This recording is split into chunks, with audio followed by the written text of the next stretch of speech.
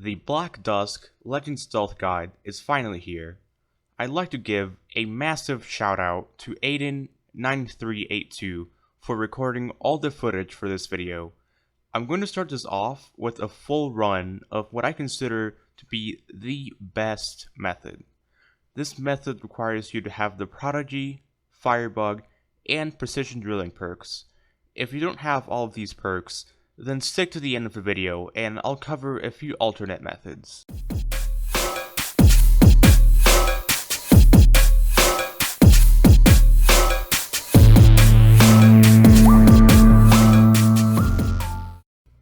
The first thing you need to do is follow the red path into a room with a shooting range and take the 480 MCS.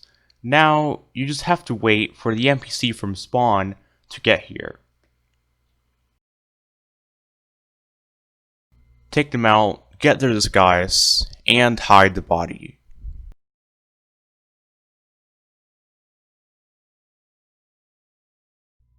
When you're in an open area, be careful not to make eye contact with anyone, or else they'll detect you a lot faster.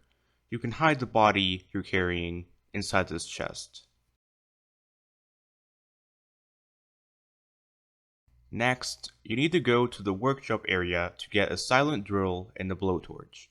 There's a lot of NPCs and cameras in this area, so you might need to walk backward to avoid eye contact and avoid sprinting when a lot of people can see you. Notice how he avoids detection here by walking backward instead of forward.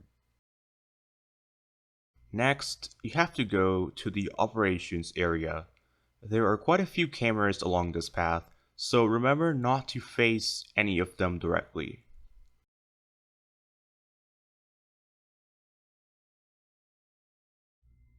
Go into the armory room and take a suppressed UP9. Next, you have to use your silent drill to drill this door.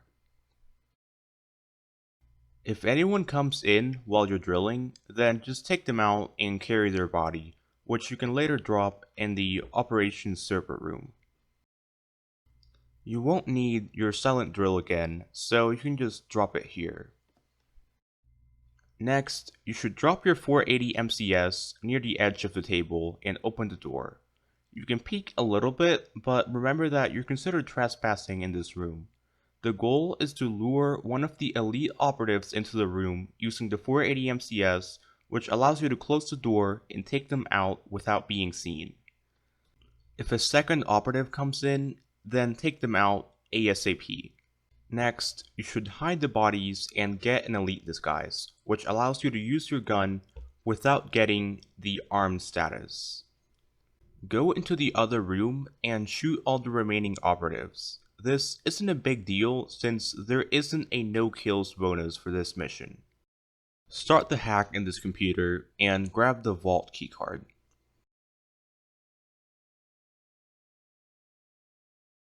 If you have the Art of the Steal perk, then go ahead and grab a lockpick from the basement. Otherwise, don't worry about it. Next, you should go into the vent room, take your equipment bag, open the bomb crate, and grab exactly 6 blocks of C4. Go to the control center and disable the cameras. This isn't necessary, but it definitely helps, especially toward the end of the mission. If you're not a thief, then go back to the vent room and use your blowtorch on the metal bars. Otherwise, you can follow this path, which saves a bit of time. Use your lockpick to open this door and go in. This part is slow and boring, so I'm just gonna show a few memes.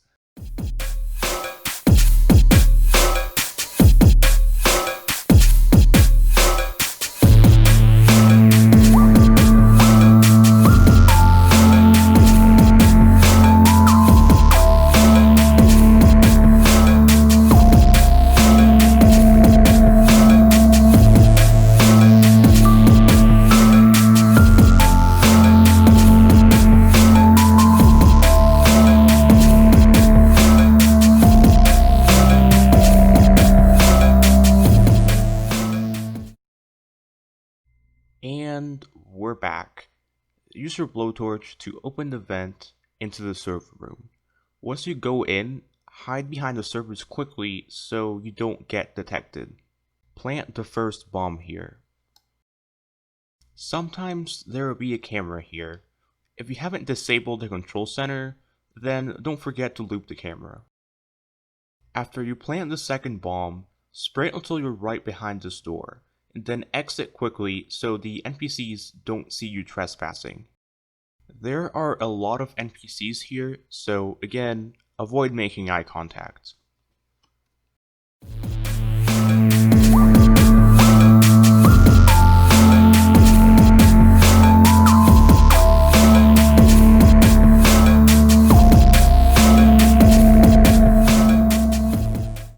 Now you can go back to the operations room, collect the intel from the hack, and plant the explosives. This is an example of a close call which can happen in several places. You can prevent this by taking it slow and avoiding sprinting, but if it happens, then try to get behind cover until the suspicion meter disappears. Next, you have to use the keypad to open the prototype vault. You're considered suspicious when opening, so wait until you're out of sight before you open. Then you can just plant the explosives inside the vault. As you can see, the timer isn't really a big deal in this mission. As long as you follow this guide, you should have at least a few minutes left over. Anyway, it's time for the final step. Grab the last two explosives and head to the area between spawn and the control center. The final explosives can be detected by NPCs and cameras, so you have to be careful. If you're not a hacker, then you need to loop all the cameras nearby. Before you plant the C4, check a surrounding area and make sure there aren't any NPCs in sight. Sprint to the other side as quickly as possible. If there are any guards facing the C4 location, then wait for them to go away. Plant the C4 and shoot the glass. This moment is critical. If there's a security guard here, then you have to shoot them right after you break the glass.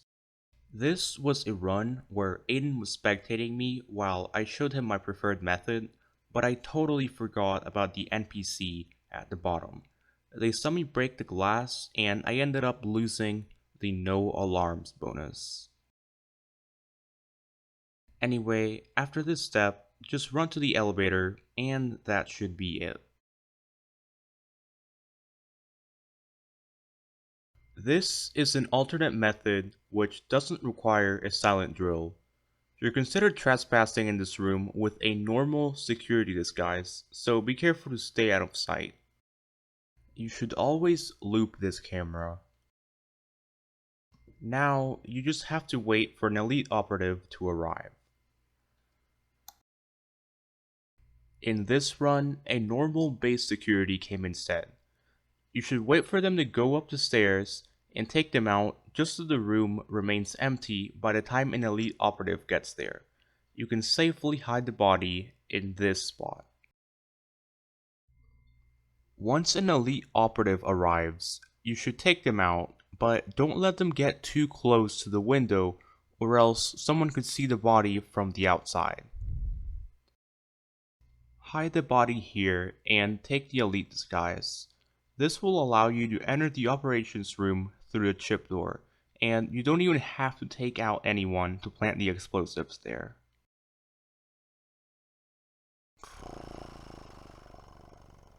It's recommended that you have a suppressed UP9 and an elite disguise for this step.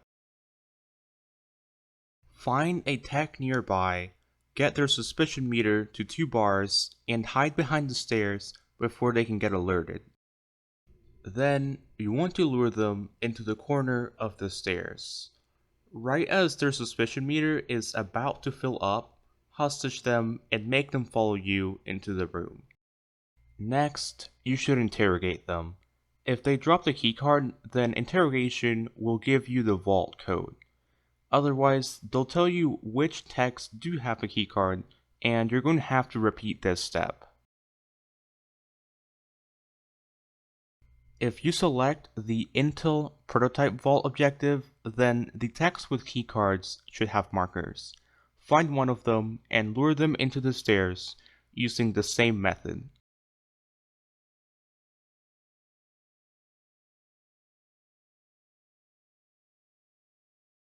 Interrogate them, grab the vault keycard, and you should be good to go.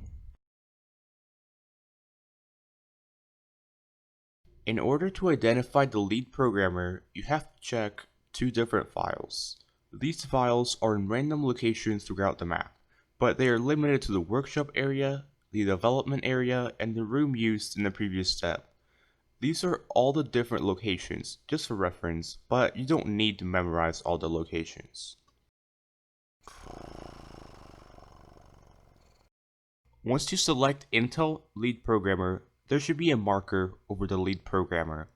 The development area can be very crowded, so you have to wait until they get to an isolated position. This spot at the top is overall the best. Before you do anything, look around and make sure there isn't anyone coming. If there isn't, then knock out the programmer, bag their body, and take the keycard. Remember that you do not need to interrogate them. Once you hide the body, you can use the keycard to open the server room. Overall, the Black Dusk is honestly not as hard as some people make it out to be. The map is huge and there's a lot of steps, but once you get the hang of it, it's really not that bad. Anyway, I'll see you guys next time.